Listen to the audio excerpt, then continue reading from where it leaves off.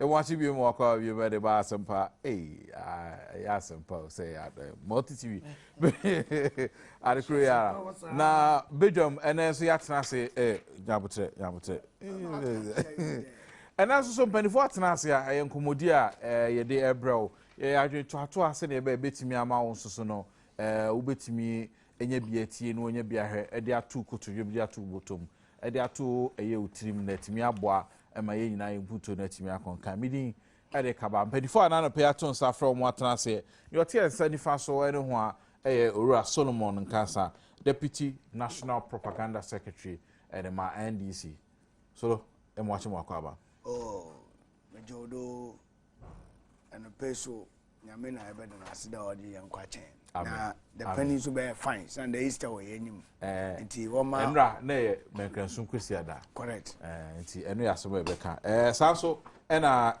Deputy Greater Accra Regional Campaign Director at the New Patriotic Party Owura ni kwate Titus Global obani mu achi mu akwa na ne tati no ye basa ade eko ye campaign vice chairman ena asisi so akohema campaign director na aba no ho nti ye betande o ye yo era na ben go mo ben o ye yapun so wo ha na bede biometric ehun komodi san wo ho esan se na oche memi da ba be sinko e ene eda etoso na oche ba be sinko ene e day 8 okay ye sha se ene da etoso moche na senate intro no akwakwe ayen sempi counter allegations MPP4 ede ensem to MDC4 so NDC4 de ensem to MPP4 so na eyada me bisa senti other political parties no more CPP, PPP, PNC, GCPP, URP, because NDC4 and MPP4 adi ma counter allegation na we have to do anyway counter secret any achiwe any abruwe any achiwe ka ayen sempi e bedwin sa ensemi on so na Ghana Medical Association o ma sha se owo so mo bi mo na I know here graphic daily graphic front page story or say omo raise the alarm over salary distortion say sika say chiama omo no aye ne ho na menifo he ne nka ho asem ansa na Ghana Medical Association for asanka so omo ko strike no so Palm Sunday na Christopher Uwiase nyina edi sada no soronko na ye behwe say Easter mood aye we mu no ho enkomodie no etesen eno nkoma ye bedie na afi so no Kanema Penny Rollins so am pass say nye no kreso kwakotini ne party wo FNDC mu a ede ade no obetena NDC mu ayo Owura Kofi Adams boboy amani we ni some ye dwedwen wo text messages 1760 multi TV world o share o Facebook abetimi de adwenche e de ato na yetimi e disanse me nkomo na Opal City FM online South Story eda ho Owura Kofi Adams e de atodwa se no de okọ NDC mu a ya na manfo kekan se o omampanda da role so betene ho e de free party NDC mu no akwakote na se crowd betene na twetwem no na ye huhu so omampanda da role afede wonya atene ho awie ebra akwakote National Democratic Party Electoral Commission for abekasa mo Owura Kofi Adams so abekasa na so no Owura Kofi Adams e de nsebi akotudwa o City FM na no memende na ma o se no de say groundwork for a political movement within the NDC is in place. Exactly, edi asem no Owura Kofi Adams seka. Na wo de no toto ne betwam na otwetwam ho a na ho asem no etisen. Na so ampase omampenda da runs. Obetimi atena NDC mu a create sa new political movement na ebetimi ayeye sa. We ni nkoma ye de sha se. So we dey party mu asem ma me sha se mfefi so. Sasa we say last week a buy na say omampenda da runs se kwa kotini party. Electoral Commission for abekasa sanya no kre.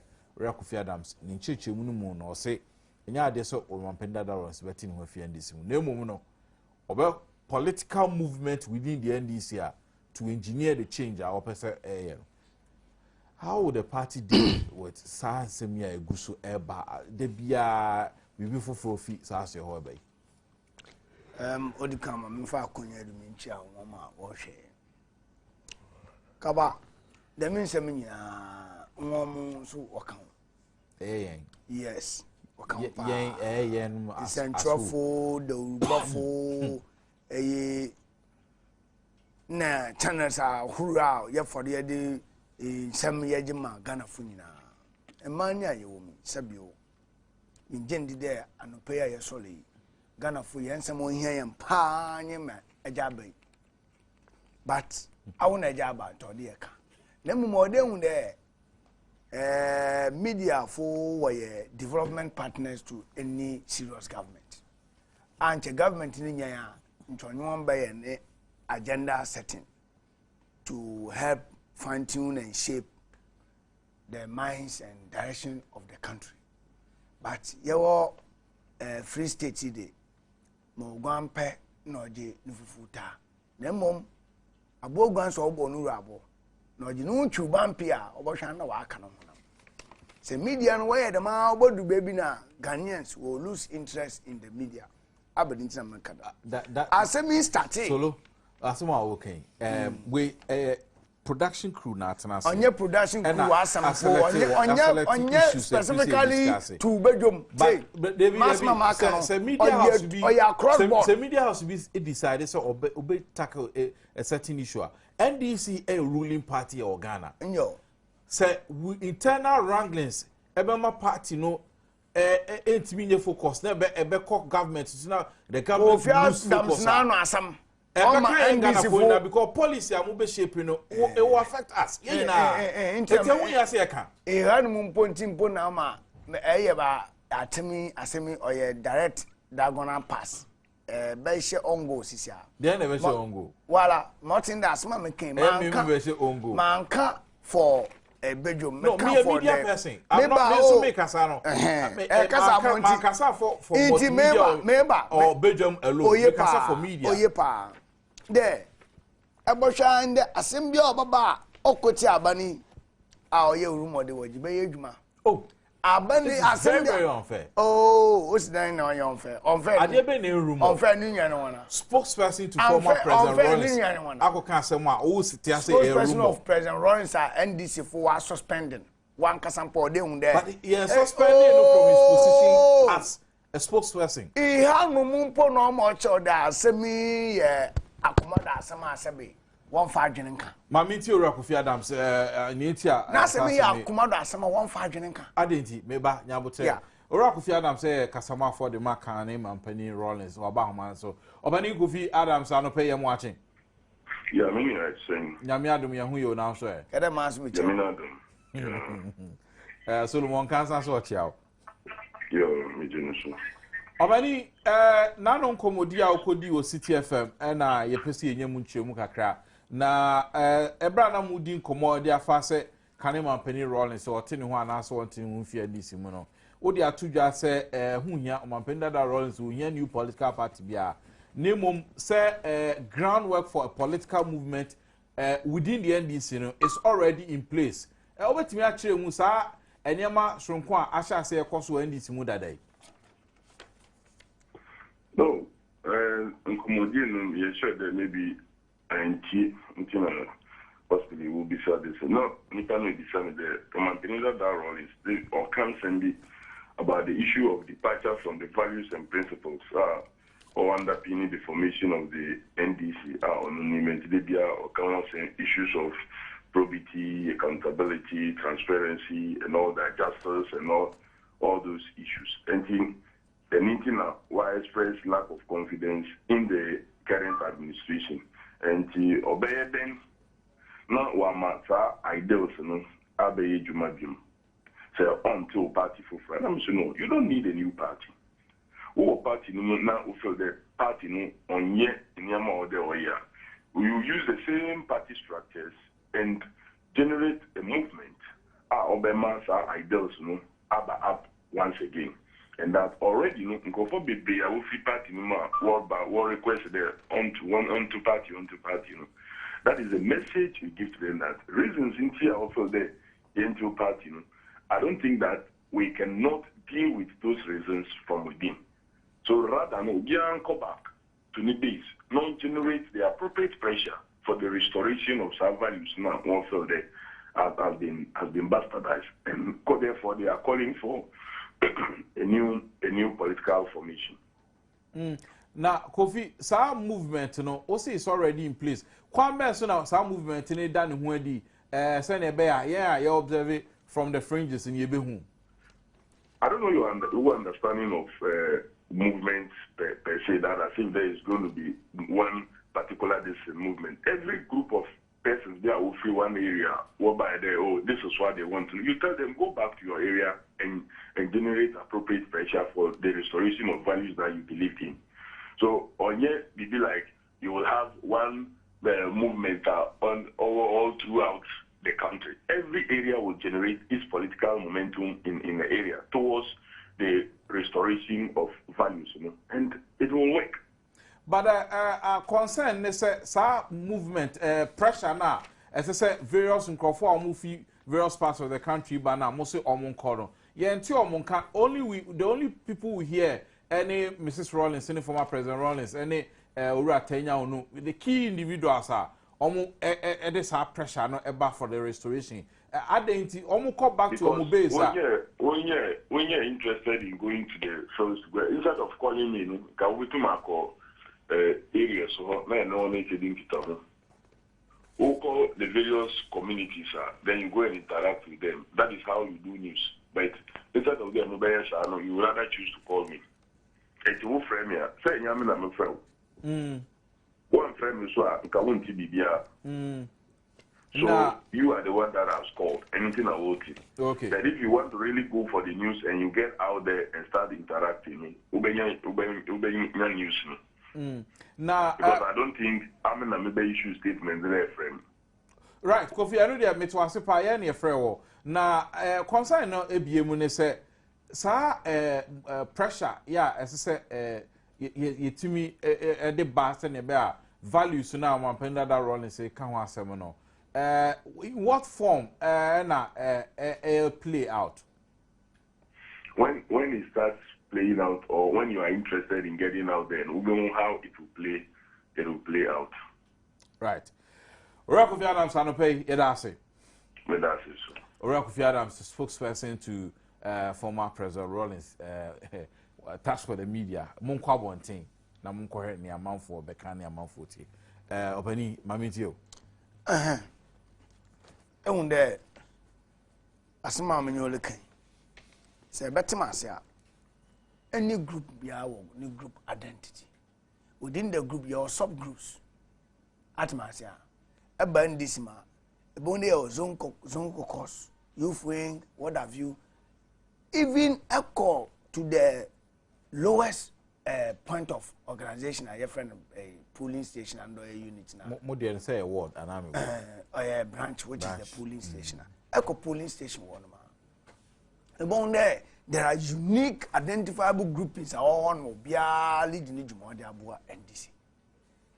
As a man down pay shift to Abbey, I make the media free, Wajere ho NDC Adrini. Also, Royals to form a party. Ada or that be that free.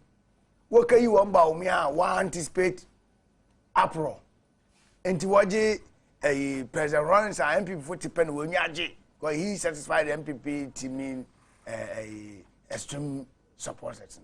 To Waji, oh, Rollins to form a partner say, Kukuja, me and the Usa and Rollins to cry out, cotton party, and then I say.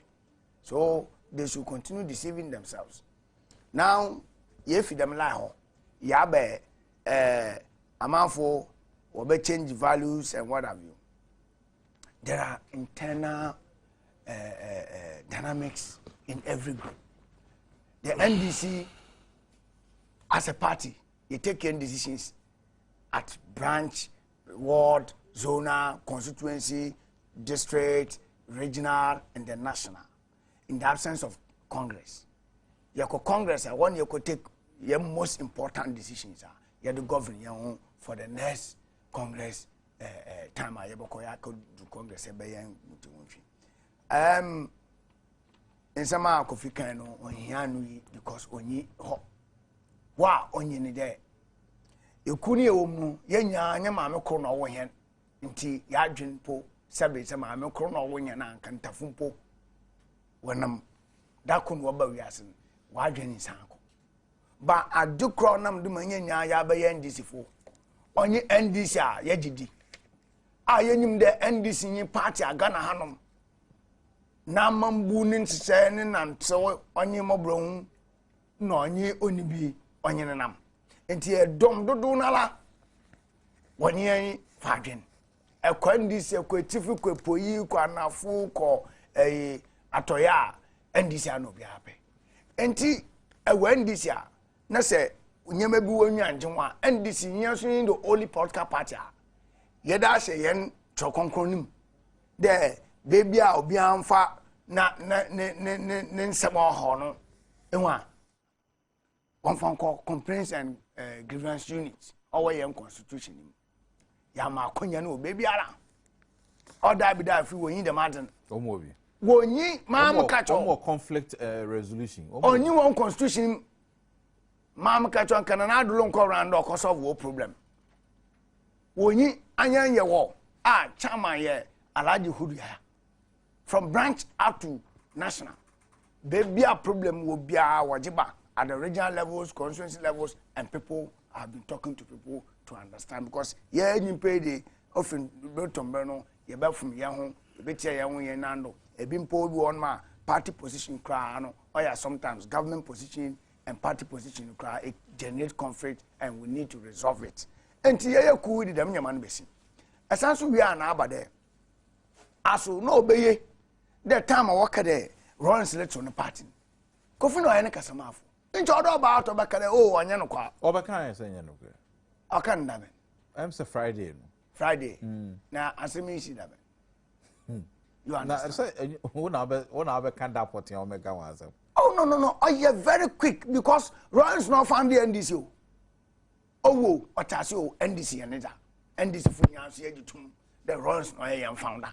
Inti say yamui waji asemi botu gwa adano mi di ohun ya wa say kai maka cha ode asema wa ban wonka because oyatesam oyansam onu na mfra me ma also was awu fi ofie ma me tempo me ka asemi na mpa be ka da wo station we wo hu afi so na asema o kan anamboa enti ran say to party wan de bato wo ama won mo ka bi hanum na wa ya ndis amanye ku oya aban no so ye di central no nyi da ugbadwuma ye di won ho yaw ye wa ye di won ho nde ye be ye ntata won ye san so me so kutupa da nyi emfa eyidanfo bi a onye konkron danfo na fo bo am ye mfra Ghana fo onwa dem and him one time wo ye that's what him said. That's very unfair. Why unfair? It happened.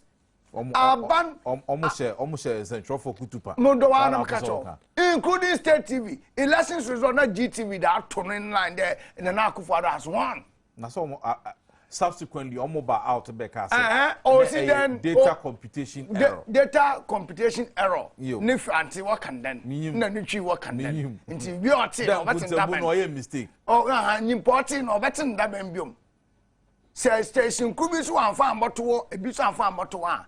Ncha Rwanda ebi ntumisi ahalmu normal anya ndisifo sabe nyamiti yemu nyankopon so na akwan na oyetene it was some can say issue we no nya dey am ndisifo hamu ambaye pusa ambaye inde ndisi yeku kese onam do yeku kese nti adwensa no dumbri bia on individual basis no onyeko but the supremacy of NDC ne chana ochan ankrankru bia ono betenase obetenase kesande ye be no yenye ganafo yenye won wo asedi enwa asedi ono na yare yan ono na mi yi mi book e ba sen me de chewa na dey book yes first one no oye better Ghana agenda top achievement 3 years of the better Ghana agenda yes building a strong economy. And so now do book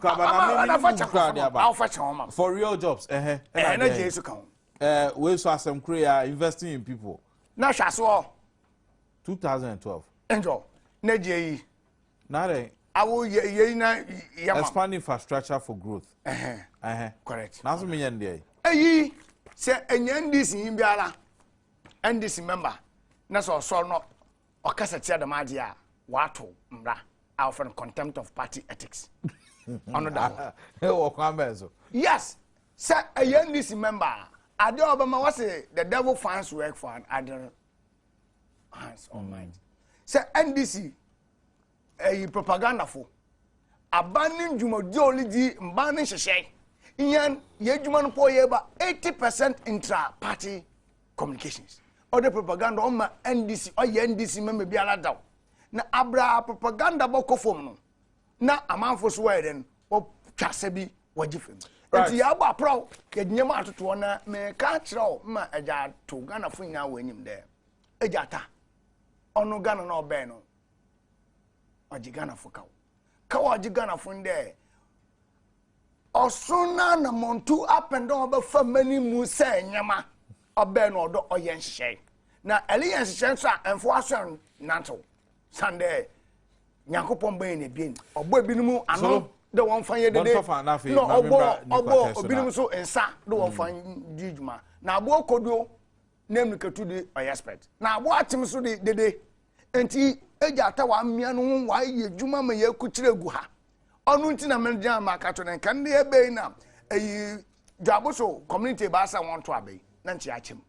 Na ide obi be stress na obi de na so be nante so obi fa na so nante wo de aso uhia pa anti Christmas year center so me mu amane ye se wo aso mu yade ahodo bi e be hawo e ma waso no ye ka aso mu intimity e be ha dwen eno ti uhia audiological equipment ye be bo ama ye de be hye waso na aso ye kasa betimi ate na onko ye se na ye fra wa wonte ye nose and throat treatment ni ahodo nyina no Christmas year center so mu obi wo mo ewo East Legon 8B Carroll Street, East Legon, Pupulampu Junction, Omnizini Bank, no, NAD, and Mishana Sebeno 0244-675962, 0244-675962, and ask 0248-878-057. Ni, Mammy Tio, or say, somewhere in media, and yes, some more, as simple, yes, a brepo or the tea, and say, and near my sabino, yen this year, Ireniaka. The mum say will be in the party and as the movement may no shut up. Yo, government does say, Niddy kind mechia when you're mushay. Oh, Mufidi so in can come, but the idea to me. Oh, Boliga Krum, Mohammed Titus Glover, many about Bolga, you're to me, but Ding Madame for Bakum, Niba Bema, get to our latest. Child only abafana to me midanasepa Muhammadu Titus Glover midanasepa na I'll be part of the shaping the life of this little boy na abrandia otiminsa benkumi the propagandists the only political party that have an office to deal with lies and Trump you be trade Uganda for winning. And then wouldn't throw to me. Now propaganda go to the Oxford Dictionary. It tells about truth. I love truth. Obia would chantro. Obia would chantro. Wouldn't throw no ajabe to me. And the Ghana for the distinction between what the NDC is made of and what the MPP can do for this country. Or you know a chantro. How can a whole political party like my party any disciplinary procedure? How to discipline people in our party? In our constitution, we have a discipline over there. And it's a what here now one can someone sabi bonsirmuka enyadia I was a Ghana for egitum. Opinion me come anymore. Sa woman mewu and I was a wada. Hey, please. There be now please. But then please. Will you shut up and let me talk? Can you ask me to shut up? We have a conflict position. My own mother, Fremont Parry, she's in charge. Okay? And this alone tells you the lack of capacity of President Mills. Obia on to me can the party for Mbomu. What does it? Nyame can say.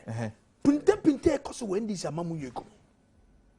Ever since President Mills koso in Sebedua party, the party have never known peace. Goes in the morning they left. But they are back. Fine. They are back with a caveat. So say. They are back with a caveat. What does here?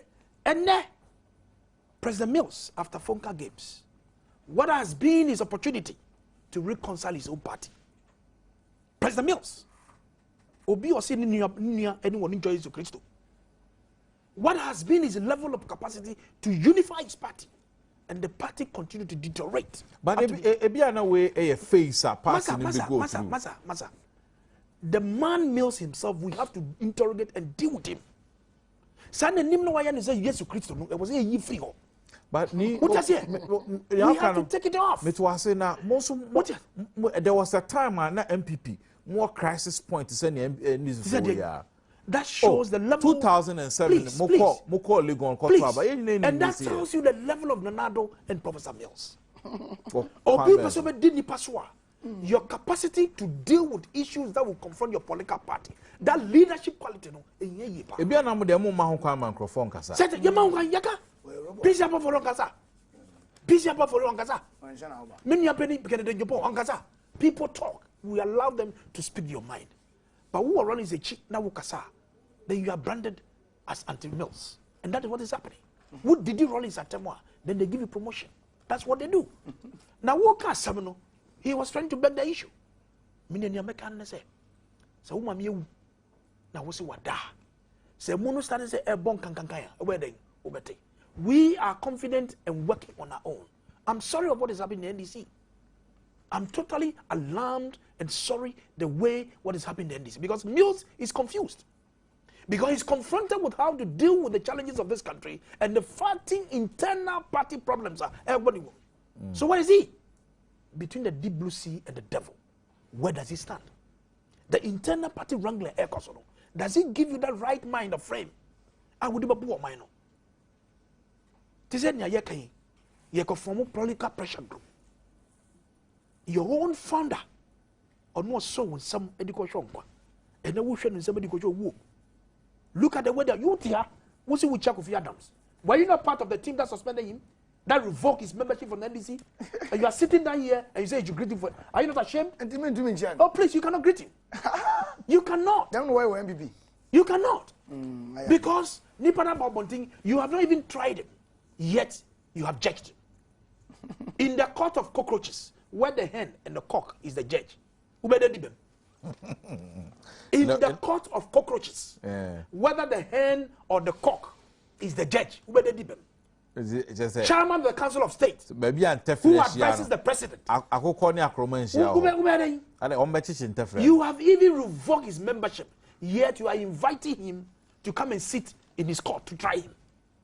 Is that the kind of administration that Mills and his NDC are telling Ghanaians that we should follow? Mr. Opinion, this is NDC for you. Right. Adodankwa Akufo-Addo and Bawumia are demonstrating in this party. The Ghana for your ceremony dimora. What party when your party just send it to me, share one some. They are totally confused. Woman who President Mills may say, we are confused. What is happening? We were always sitting back. And yet, Ghana phone can say, there is a leader, there is a redemption that is coming. Nanado and Bawumia are coming to redeem the people of this country.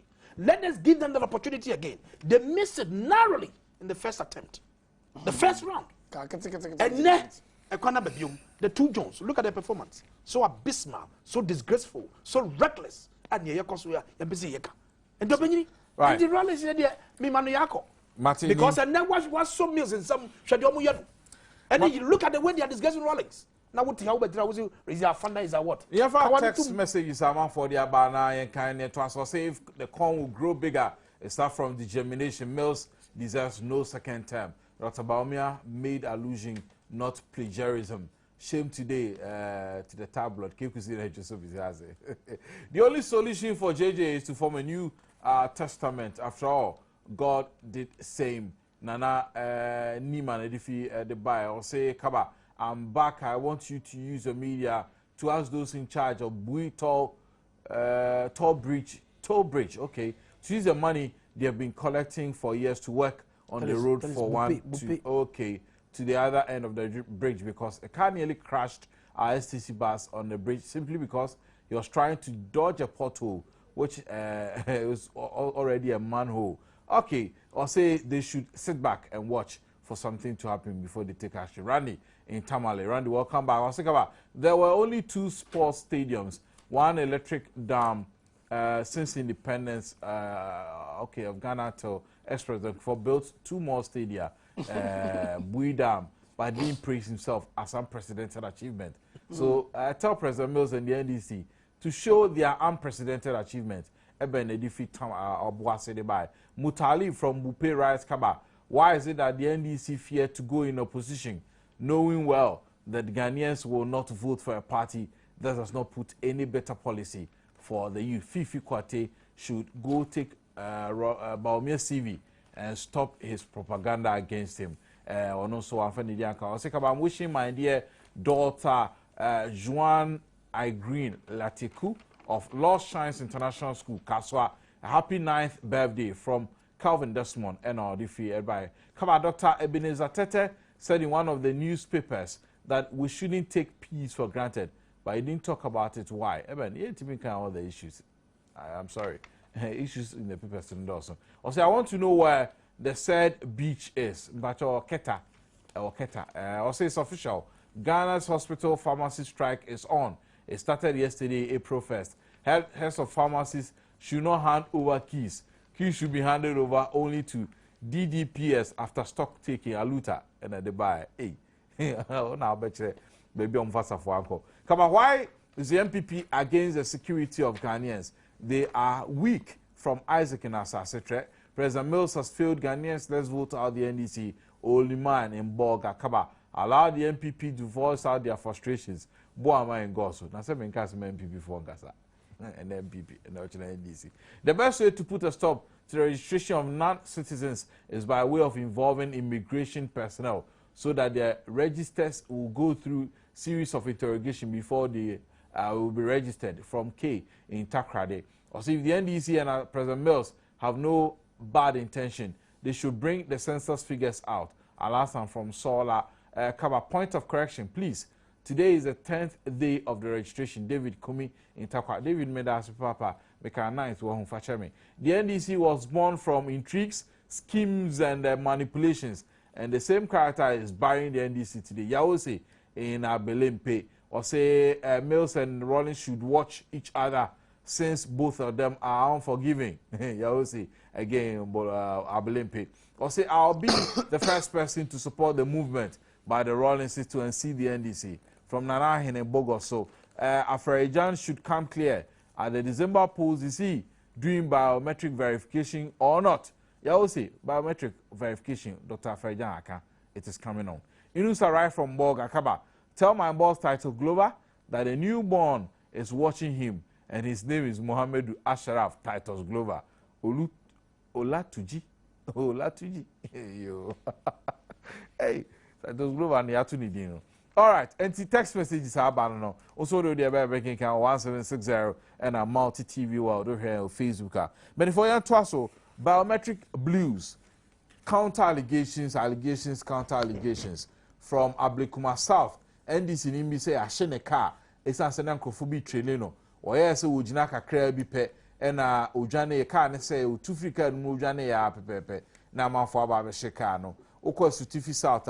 MPP Mashibejani Oho is accusing the DC and the MPP NDC administration of stifling people and preventing people from registering. Or saying Kwaladi register or Ametutu on Krobe, Sankware, and Huamani Bopi, Oko Adenta over the weekend. Now NDC parliamentary candidate near Shimo complaining, say ye defacing ni posters, ni billboards, and see what among for Bubu National. Oko Odudu NDC is complaining, MPP is complaining. Or biometric, Dinkeke, ye true identity. Akofa and Simpi, Diaba, etu ni Hunkroneba. Ye bear dance, Ghanaians. Na, a penny force, ye kumponi ye beswa. Say, the truck can pony na akwe say ya. What becomes of December 7th? Nikwate. You cover me that say, say, what brubuswa? Na, say, mimri den na na watch here, first face, you know. Ye tremu, and today is the last day. Ye be the first phase. Now, who be some opinion about the job done so far? I can tell you, I'll give the EC about 45%. That's below average. I'm telling you because it's bizarre. Because talk President Mills ni NDC buying Edia Bugu Kromano. No who's so ni yenya no. Talk. Shita say. It was yes, the catcher easy. You catch President Mills. Assembly elections and yes conduct no. The who so so be the egu yesui. Enya de yefe. Enya de yefe. And I've categorized exercise, I think in 3 things. The culture of impunity by wielding of guns, the use of foreigners in our democratic dispensation, and the general insecurity in this biometric registration. On each point, my reasons in the issue about guns. What can be? A Sutuvi Sankori, the Acosus Collins Dauda, Eddie NDC4. In Yama, I think a day or 2 after the registration, yet she ended MBB, it took the regional leadership.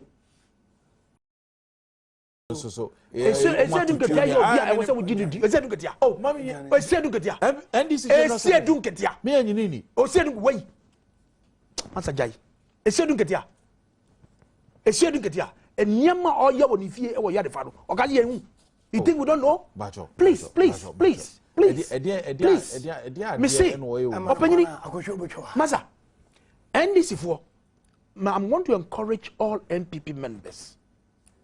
Starting for the dude. Obi and to me when Obia. What does he? Make it the ally. The ally of this biometric registration. Answer now, Bako. Also, the idea and say, me say, those Ivorians not the benefit meaning. Those foreign cars, cars appear for the fear cover before the beginning of this registration. Where allegations are okay. You should send a national security here to arrest me. Do you have proof? Please, I have told you. I said those Ivorian cars that comes to his house at Oyalifano. Who evidence? My car registration numbers. Me see, my watch now. My registration numbers. I have told you. Those cars, that Ivorian cars that come to his house.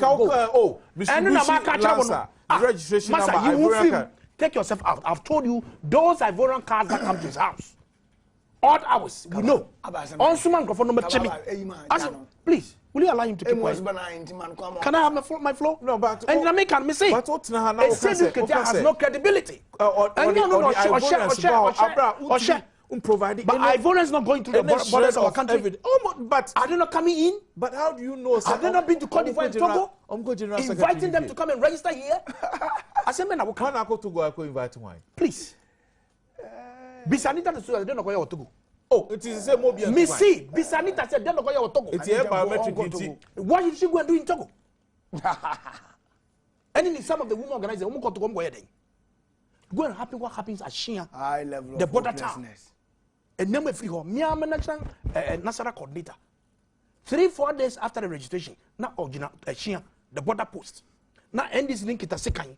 Se Togo fund register. Yeah, Ferrous here doing beside Massam. Who does here? We allegations to but and I make Miss Rono, Miss Rono, on my back.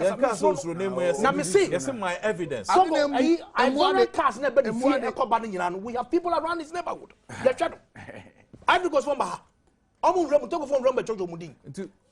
Say, yeah, biometric inti.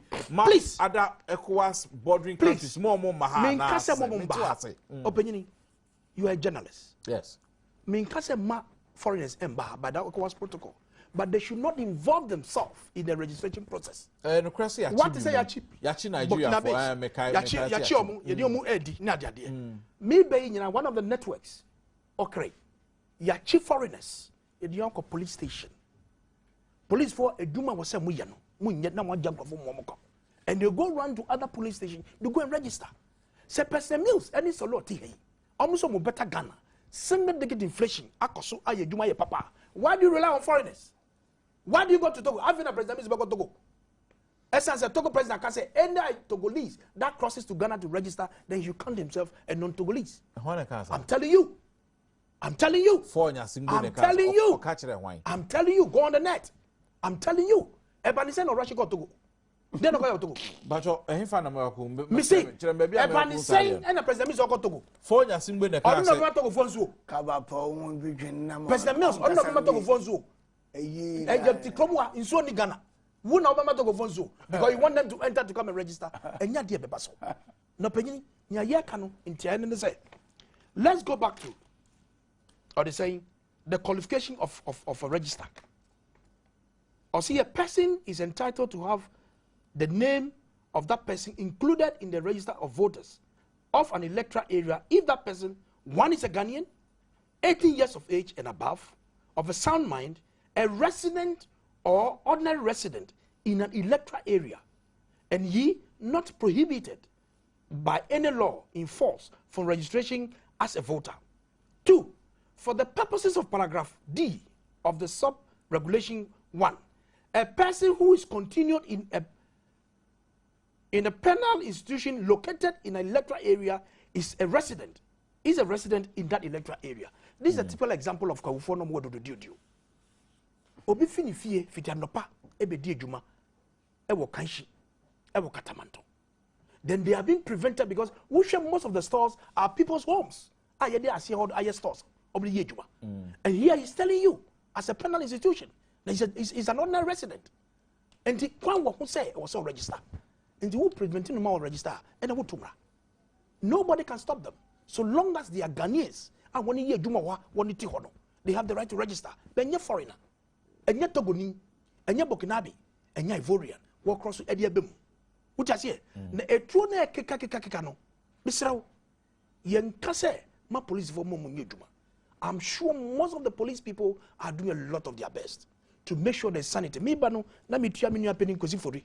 Or say, a year sentiment young boys be Kitamotoa on license.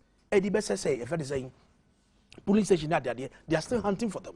That is very good.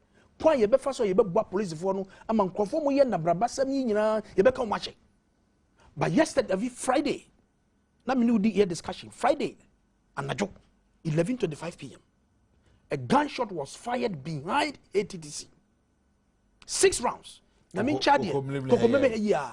Nyamin Chadie na police for were on the rounds. So they were able to arrest those boys. They were driving a black ash Benz car.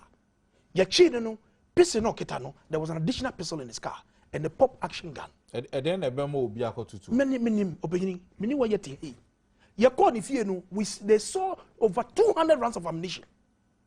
As I speak to you now, the police has placed a ban on the licensing of guns, particularly on shotguns, any person not that yet. I personally called the commander of the anti-armed robbery squad, Mr. Yimande Fachikumi, and I'm a catcher and say, I'm aware of the investigation on his table. Now, many were a human oil. Now, when he said the gentleman is called Martin Newman, who is a nephew to the chief of staff. So, who gave the pressure for the boys to be released? Who mounted the pressure for those boys to be released? So, me question me studio. Now, say me make it on license gun. Tnaha allege say. Me see. Ura Martin Newman na ama ye abrante na your friend Martin. Na one man you know. Who proof? Masa, you send them na mukana ya. No, because me see. My platform will not be used to perpetrate allegations. Take yourself out of this business. You won't film. And I personally call Mr. Fajikumi and ask him. Minuka said no, I barely microphone. Now said me. Every person is entitled for one person. The ban is saying, why are we sending arms into the public? Counter allegations in the allegations. About what process are you in? Say politicians, police for a general national. I hear when Juma independently of the influence and manipulations of politicians and the police for me when Juma. Won't take Ghana and DCB about police 10 days here process here cost you know. How do you judge the conduct of the police? Oh my idea and also idea. Honestly, who share police for no more for more? I can tell you they are doing their best because the instructions comes from the top. Every strong here. Last week, let me share me uncle Porta Yakwe IGP or Srasra and they all call some police stations and they all show on crime. Say the police will do their best, but I think that I'm expecting more from the IGP. He must be up and doing. Police don't make promises like politicians. They act. Which is here. Sir, to MPP for the Ebini Omoche. Masa, MPP ni obekite tu. Which is here. MPP ni obekite tu because you are not supposed to carry any firearm to any police center. Ashanti Bridge, look at the gun that the gentleman fired. Nyamim anyadia abofra no tin baby ekobo the sere. A tuna would show who a police. What was your motive? Adiboni bena wutrim.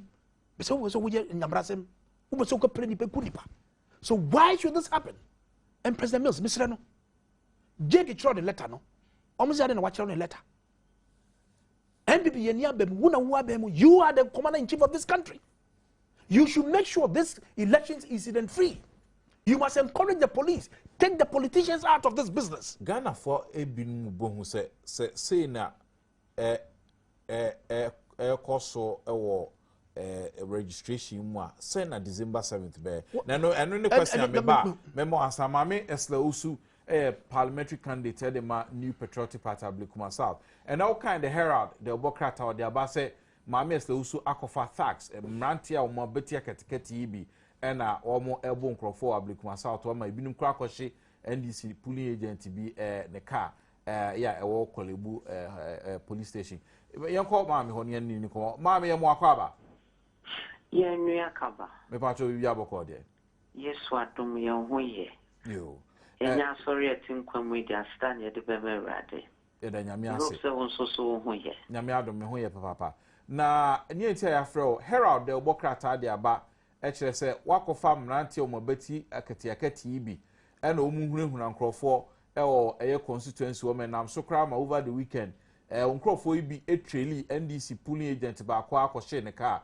Kolebu mpotemo me pa cho asoma dia to sunye wi wa no sai me pa cho em say NDC nina ekasa your initial response them enye say eyentro eni katoso if you say media me hu ni say wo mo ne no kure entem kwawa mi so mi nyantie say yakwa akohye obika na onipa no oka ye Blakuma South so far meta ashe abo omo monitor process no ashe on crime say NDC MPP omo cooperated very well. There were many of the polling stations. Sabasayopia NCA. Few incidents are yenyano. Yenyanyanti penny send the security for no kowa. Omo no makwa restore order. Ya shena line no bibia obi etinu no to na patrol didi e wa so dwenso.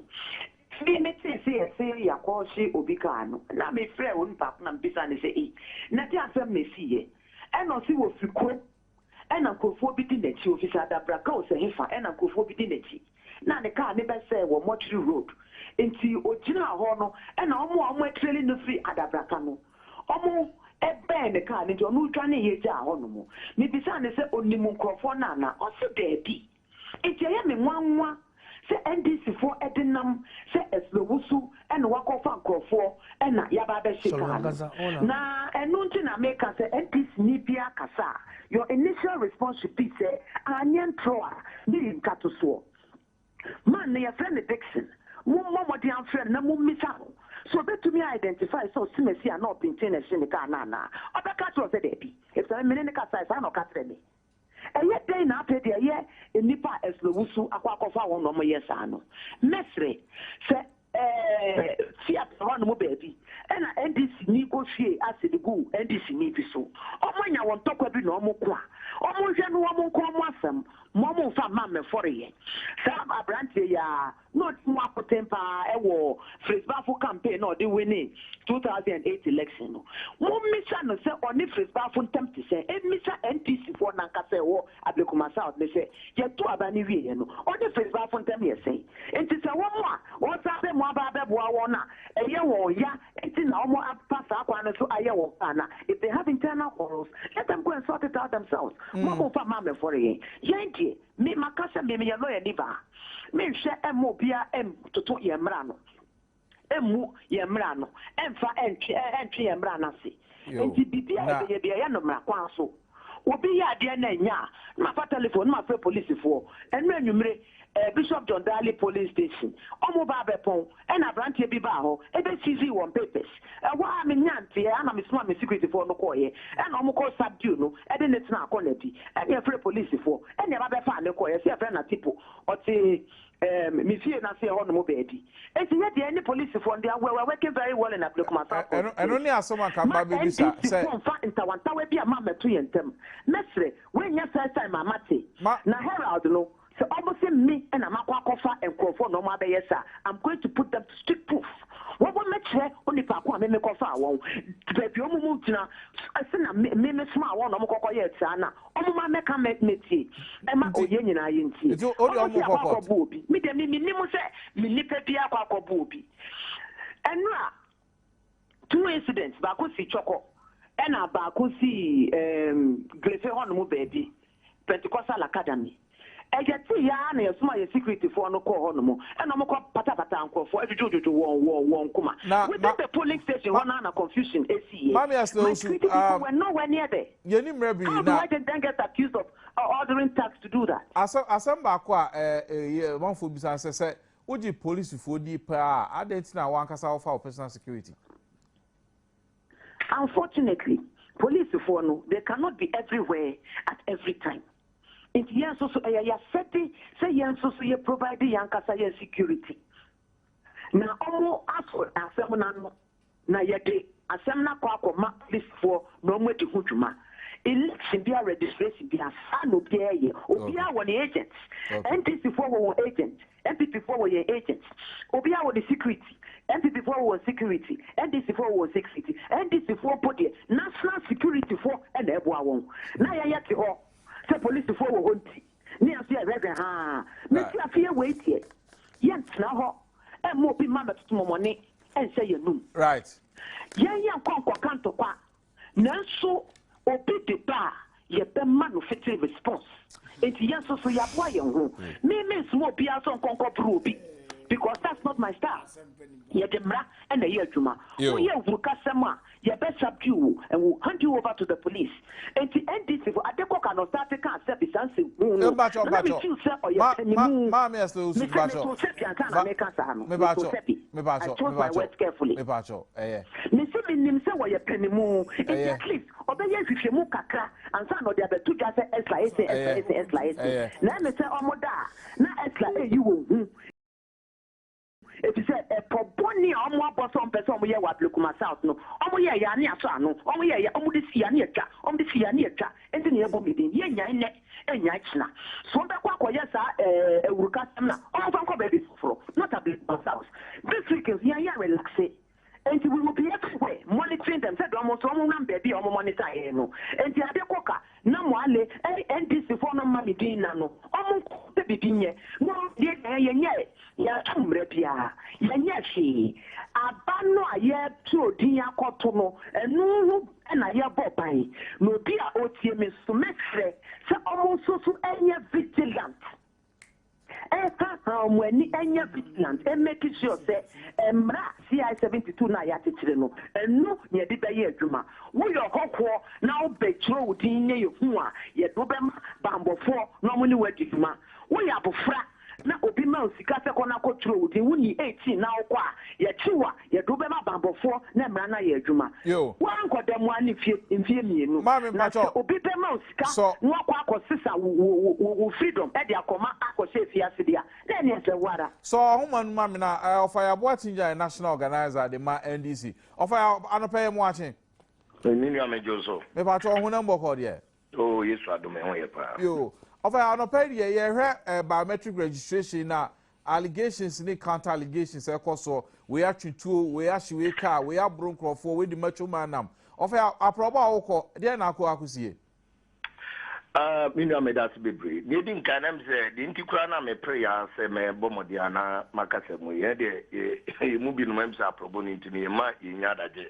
mama me transe ne amanfo nkasa bet mu frɛ ya ye no mu nsema wa bitira ye futu sema ye be ma yumianum de timi de tuga na am se biti se me aminia kuma title global me ni chi a radio station a chepa na kaneno na metani ni chi amate se so aye allegation bi se eye general de Cote d'Ivoire bi ababigu eye ni fie ba bia general secretary nam sisi na nya de amofre na mobinya ba wa yo bia ya menene wa manyuko ekurum na emponu nye no nko a wasan akwako yo bia wa yes minu a menene nyina free the same region a ya menim ne na busua mu nsempa no ese me chekere ne mamu kakra bi se ese bi se ye kana se wa hwi ya na wo bia ya wantie ni yere na oya akogye di title se wunimu a general secretary of NDC Residu Katia na busua no fa e wo Cote d'Ivoire Seka say ni nua fa ya sabi one no efri ma me kro papa kro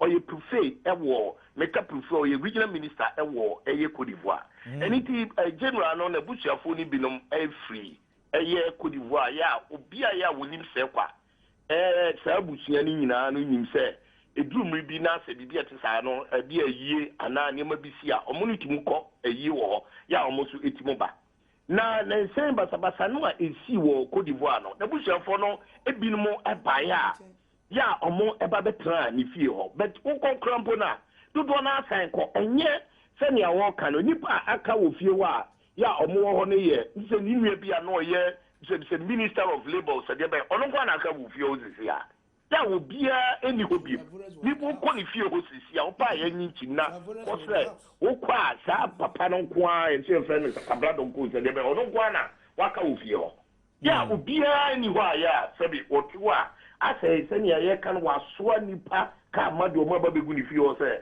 omomra na o metwi o mudi na o monto aba. Is that what I said? Those who come to the house and bones, we are aware. That's what I said. Maybe only Chrome was ever. Sako be an himself, name, Cote d'Ivoire, and that's a bell so far. And get me a honor bit near this age, but and I am cranky. Let's remain titles to say, no one who you not say, I kiss them not here, Miss Reno, and you may be met in a young more needing us, and you know, now say, obey this, so I won't share. Na wontu wana moyi na onfa buo kakama ya did amanyuku na no say yini mumbra ni tie hwe ne yesembra am say metize minu aba ofla na oka ade afutu bi ema na fo na so pa na maka say san futu na ode ma adopa ni say ye akasa ye nyina ye beji atomo a nke be boaye ebi say amanyuku ni nyina mi nyi NDC free mi nyi BP free ye nyina ye di for was ani ma ya ekosi ho na edu mi bi ni ye ka asem no a na ye party asinchaya ma ye party for na ye say ye angel ti see me tie ka se fidie bufro bi so o tie ne ma ye koso wo kumase a na ye wi so ne yasia frɛ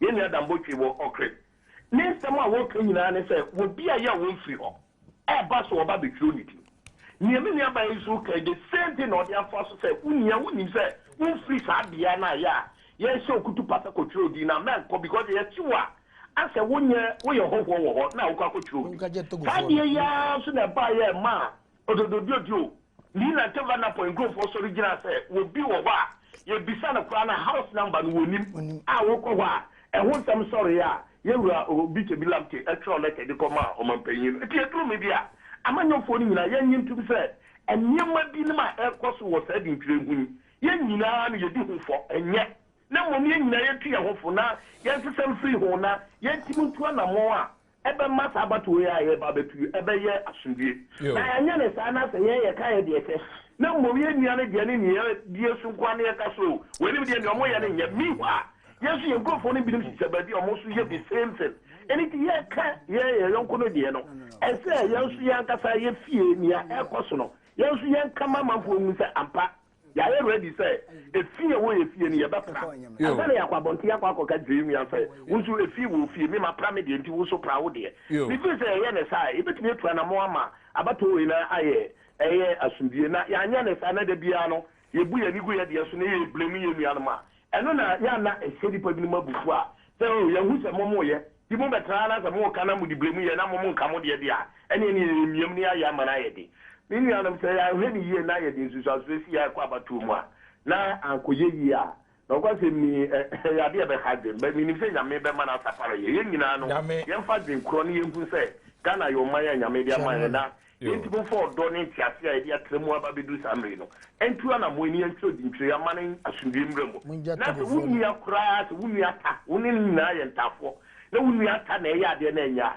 pa mu na kate ne se ne ya wuye nye me feel say ye ka enumum no ebema asundie ne tiase aba over anope ye da se papa obedu nkran so amiento nka ni kwa titles global so chiao ma me so usu yo ye da se ma me so usu nti se no de ablekuma south asundie aba ho ntisa ya de asundie wo ho wo mu na obi mire no amese da me su bi fa nkrofo bi trim no mo ahase so mo ye bi wo police station na quickly ye nkofo akọ na bibia adedi nti ya yire ya ho se obia ma no kwan so ontro din no obenya ho kwan no aba betro ni din e wa asumdwe mu a few minor issues but me dey how make titru ni say ya chi Nigeria ni bi de no police station day 3 of the registration no 27th no akwa control ni din 25th for Cowley odododio and only a group of foreigners on no wa firm into wapping into no babetro awon wa kan say the BCI and unfortunately for him in the one area hot monti ya chende no koye yes yan sampa no call central police station to national security for Rosatinga Pew any a crime officer a releasing no and an apply okay ye yanyanti yes almost so enya awofo bi ye do mo koye BC yankasa e de anim. Any regional crime officer, orders from above, ye jaiwo.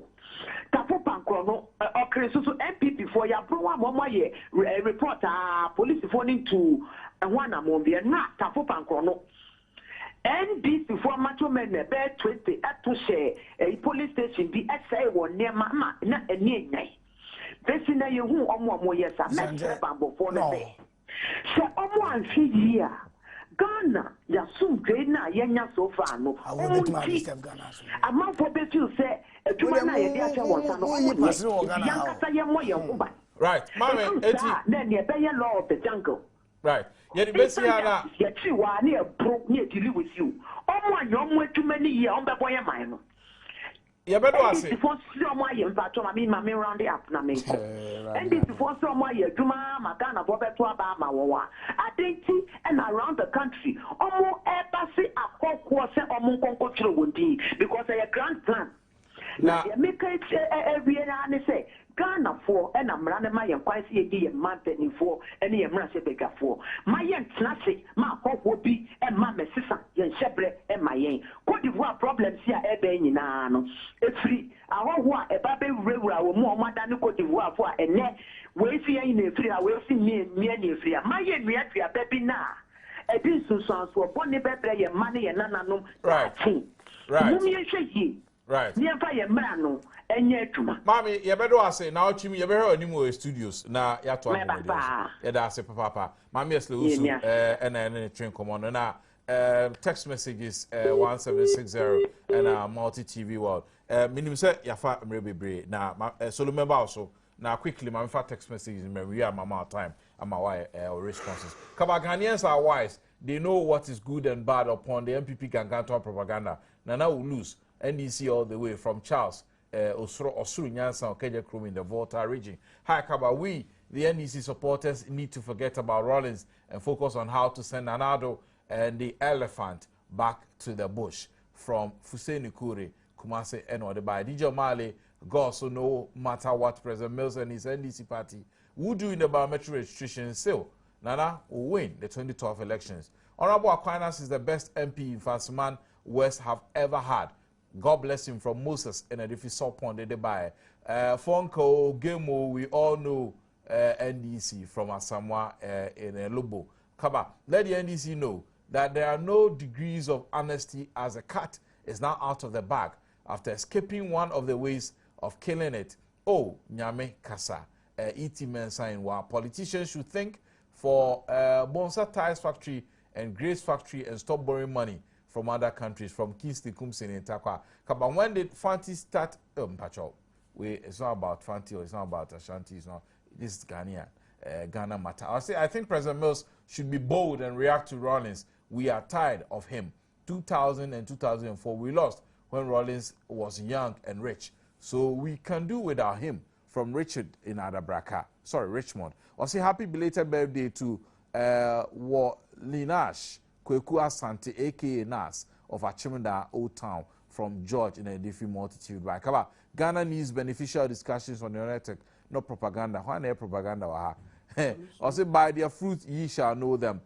Solo, please, brighten your face after, brighten your face to affect your inside person. Bravo, from Amponsa Frempon. Achim Sodron on the buy. Yeah, Solo, I feel my meet you. Biometric incommodate, the Eko Kosi, your Benny Day, na Asumjaba, ma, and to me, I call affective process, and said, may you know, will be back. I say, I doubt the process. na enko nyensu so boni wo 2012 elections. Yo kaba. Metie na areho akam. Aten. Insama Madam Slowsu Olekan. Aye sure there. Omani mu do botume gina no. You see, a parliamentary candidate wanting to become a member of parliament. You are not starting on the altar of peace and unity. You see, now what you want him them are not only certain kofuna didn't escalate. One would give me way. In kofu many more. When you president must in 1 minute. What president must in position there. Bibiara wechum bia wechum. Yam fan for. The acting in kofu bides na usu no nye tatos. No nye chairman Jake. Wa kasa. Na binim wona kumalu twano. That's obviously yeah the between the president Messiah adwen on all matters. Yeah. Sunday the monk of him woye in the area of registration and election wo Ghana nende wal kase dem ka ba ha metim mereho omo ye den ana yi Ghana henwa omo ye den ka 2008 yeah limited registration exercise bi Ghana che limited nche hunu masam mekai registration yes che hunu masam then is here oh kaba antibi kai yeah you refini kai baby a waja police for state police what you want come baby a waji one kofo mamis that time nam ye western regional youth organizer kaba amen fees empower size na onyeso and this for ye akomaden adwen na nyansa ye na madi mu amanyame okan yom ye bedu ha you see yebe ebenya NDC members Adom abri wo firi opera what so work out awmachi na mbadun krano kaba de bia makofofa wo de me kumase mayanka no onye tafo na ade ono esla ogina nkan na oleka kumase sam onyim mosa nyamate a chonka obi ko register ya afroba na NDC agent challenge na nebusan fufufie wo ba bobron e wo ifa ekokwada so ase ka de almost wallet obi ami ma ka to me si me fi kumase e wo ho dem police station e wo obi ana ose ahomachi no fi kumase ba anya radio station ko kasa anya lo efe ko kasa ka no wo obi amo ato order bi da yin de o kasa me ye di mo hwan one minute order bi die for mb before menyo le kasa wo o kasa ndo ka wo elemble na o ka e kropon as a party spokesperson they follow up on this news. Ekoponfu wonya aliens. Obi ko police station do register na waka chen na awantia na osoro na orukwa. Or they free police for the one catching.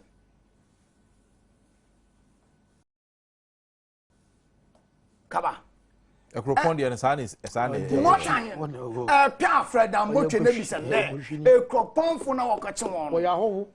But nyamate nse me ne owura Damboche ngaba nyamate nse omoche sankofo na ye dom call police station no mo na NDC fo chita fo o se ye njai no me ne owura opare ado cracker say ote no ne ko ma o ko sign for mo bi na unwe firi o ye electoral taxes obi a oye Ghana wa akwa ha o register na se bi on qualify na ami NDC ma ate de nyimpe wa achen wa bukro onyambra kwando mako defend de nyimpa no wa be NDC anti sanity Togo fo ni sado we yero Togo yin wana boys na what you okopon no we Togo fo there's so many scrap dealers meaning baby on free you see wo feed them abro no wadi won adwuma ho they were not that educated on there eno nya obia no oye o feed ha na mejima adwuma and them abro ma register wa na matoma ba oba police station one resist one nya hwe what's oh I will qualify us and ma mati work on one link e ma that is am before ya to win some undeserved sympathy no when you police will be a oh man na a police you ti asma men ka the police edumo miss a police will be mo ya in there one agent no word ma police fun one number enti bibi nya pen wa from just to authenticate one case propaganda enti at this best a crazy or elemble.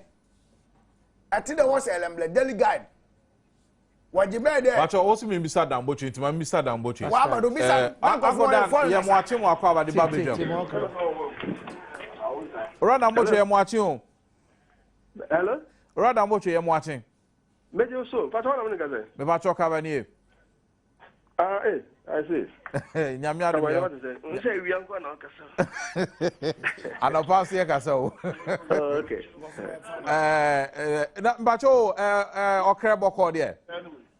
Nyamia do me boko scammers kakra na ekoso attempt to corrupt the system na raise unnecessary temperature wa hase. But other than that yeah boko. From Friday and Saturday yet say match enkophobia omonti okre e wa kropon e ma maburu bi suko board on police station e dey assemble this here. Yeah, Minia, what actually happened is and Pacho, the American you can always cross check it. Sure. It Wednesday on in 28th say you didn't call for Abba. And Kababat said, you say, oh yeah, intelligence is here, Juma. And you monetize, say, and call for your chunk of fin crane, any outlying constituencies, yellow mania and upper mania, a rat okre, some register, or bra, and you can some register or okre. And you monetize. And we be now more, you know, many young, to be so free. It's a cherry, yeah, my you forget that crowd call run or share baby, I don't want to go, or this in fear or coupon. Let's say all the taxes and the pickup action. Ayo ora parado fee. Yes. It's a good one Mitsubishi pickup, registration number GS 674411. Or try say obey knock down. Yeah, you forgot and then you see who was on the motorbike. What pack what area no team what was going on there. Man, he had to go to Mansana Secondary School to seek protection. He made a report to the divisional command about this matter. You can cross check it. Then we were told say almost had the Nipa Friday. Into Friday they started that operation exercise. Pickup ash number ER1890Y started say all drop boys. And our people were following them in taxis. It all dropped by 5 p.m. It almost do police station now. Let the agent just say, they couldn't talk well. And upon intense in Miasa Omujane, it's almost so minimum. Maybe some back Vincent Baba and so pictures via person, or so if you are catching now or the sphincters. And about Mustafa Sharif or Sophie Tamale now or Tiusu. Now, and this when they perform by because Kaba, they couldn't tell you if you walk I apprend. They don't know anywhere here. Totally what am I basa? It's I'm going to say, Omonia Crophobia say be a fit Togo and not Beni and there be only a Ghana for what is what they said. Okay. So here and Omea, Jomdom police station. Then the DC came. In the convoy about 3 cars was the executives. Straight away, who came off some BBR was so obeying mailing crossfone. And that got the boys agitated. Say, why? I don't know if I will be any more on my essay. Most of you by who some number more ever. Now, my bar, mobile register. Now, you know about OC in Yam. I didn't know when Yam. I without even going to any interrogation, finding what has happened. So obviously, the boys got agitated. Say, why? Why is that the case? He came again with the divisional crime officer in his car to come and raise them again. There was intense interest. When it got to the police command, the police command can say, they are also they should watch it. Because also agitation, also the people are excited. Why is that the case? You understand? And then I said, the police for the money. But the way she question political authority interfere, rather create tension. His first reaction, so when I said, we ain't been in beyond 48 hours. And I was shocked. Who is talking about 48 hours? Immediately. And I was a bit surprised by that comment. But about midnight, 1 a.m., the regional police commander himself came with troops to come and take the boys away.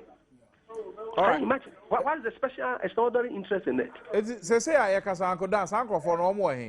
Well, I've just heard the regional police commander on air in other stations. I work as a resume come on your bonibia. Okay. All right. You better you follow up. To come. Hello? Missy, you better follow up. Say, yeah, but I'm saying it took him himself to come to Adukrom 1 a.m. Not armed robbery case, not anything.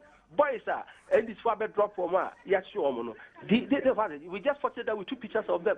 So either they wanted to raise the evidence or not that. And ask the police, what did the boys say? The boys themselves confessed how they came there. And now I've heard him say, the boys also must toss crabs. Number toss crabs or could be some bit register. Can you believe it? But that's the story the NDC is saying, and it's also repeated by the regional police commander. Wow. Now, almost toss crabs don't register here. December, so much about toss crabs don't vote. Please, I mean, they shouldn't insult our intelligence. The issue is that we should not corrupt the system. Yeah, better was it. So low person was question. Yo, open here, that's for a nano pay. Yo, solo, 18 but or twice now. I saw the extra also. Akoshi no luchano pay. Na damadi no onye. Nta maka chore madam Botwe open to one from woman. Martin there. But Fabuko beton. Misha sina maka chore the oye electoral tactics. Up both political parties. Na ja oya me de Yankopon asema MPP yen. Awon no call won pedo. Aye na won. Onunti amenson bo mu. Hwe Bozo Freddie Blay say ni House Representative na bede wa be MP no. Wa be parliamentary candidate. Ani de ya nkofo ba so no Akrufika misane ya no bofom wewu elemele ka bo na wan kana mbon odwon ko bebi mo ko bo fine David enti ensa no enti ensa no na ama na ofika no bofom sane ya no wi solo enti te what's na ultra shiwa we dey professional serious on bus load na akoko na nkasa na ma woto na hin na ba pathological Freddie Blay na la wentum na ne asep na obotum abaji sika so ba se bibisa no nyima no se sa de ekoso yi mu na mu major stakeholders ye be ne den na sundua ba se ne be a lead into problems for December 7 man na ye wom no ebu benati be wacha mansomba MPP fu mo ye nyina wo gi enyimnyam bi a wonsem fata dede na esla ya no pay dede Italy so what did no call be die juma am me starting market to the electoral tactics sometimes on here or that is why Dr. Kuja Farnyanya mentioned one ma kwande all political parties yembe protect the integrity of the vigilant so that say amount kwana menyo ka say offense off check there Akumadan etututu oba ho correct because of the marginal nature the close nature of that constituency. So the MPP will be tempted to move most of their south people to the north because why will lose seat now? On the Eko Adansa Krofom, Neko Adansa Soka. Bisa violence I was you are getting hamon. No, you appear prinker. One bar out to make say because we are some yada. Menu look at Futu. Alas, after you marking. Now, when the case be kutuwa. Then case. I put me can I catch him for only proof the make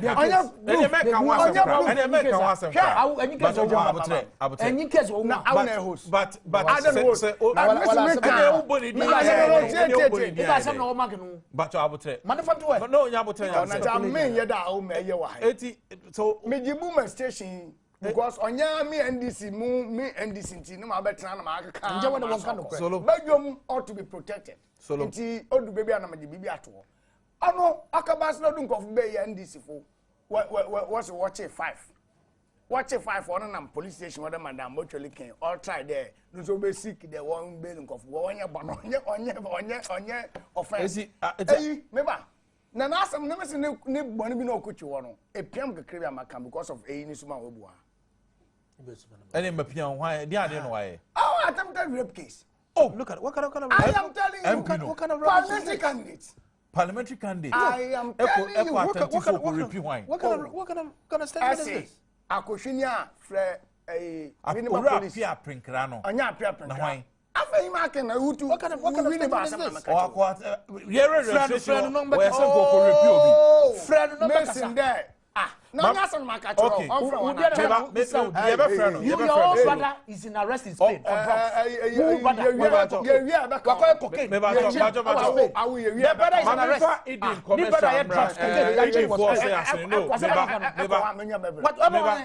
They must come back in. I'm not more for it. But your brother is arrested. You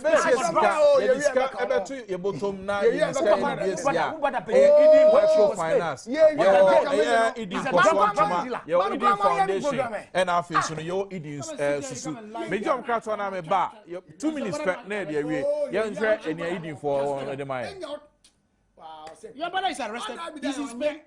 On drugs. What made you to change your name to Solomon Kasa? Oh, we are back on. I will for at the moment more one after any attempted rape. Okay, I'm saying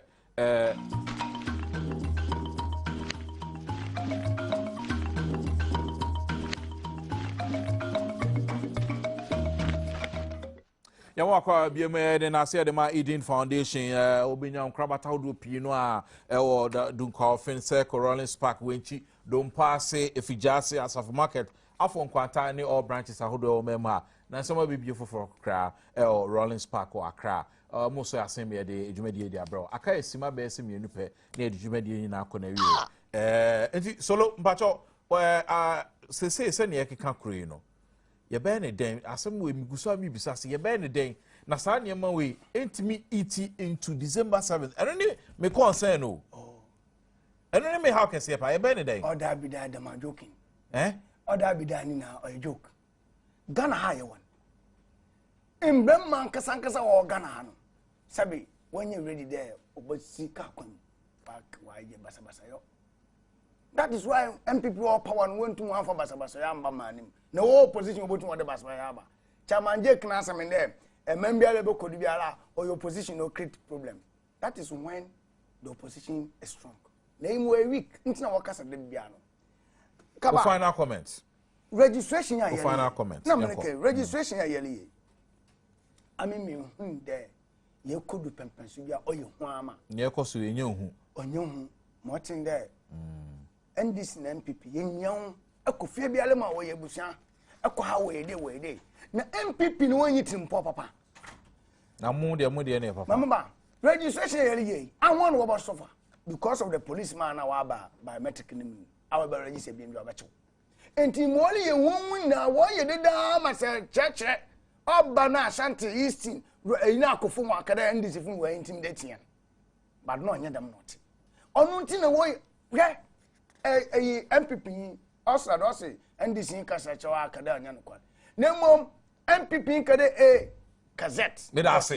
Yevesia Ura Solomon Cancer na national deputy propaganda secretary. Special inde antrit me Ayinkotin kasa. Na time 15 minutes before me go commercial. One hour kasa.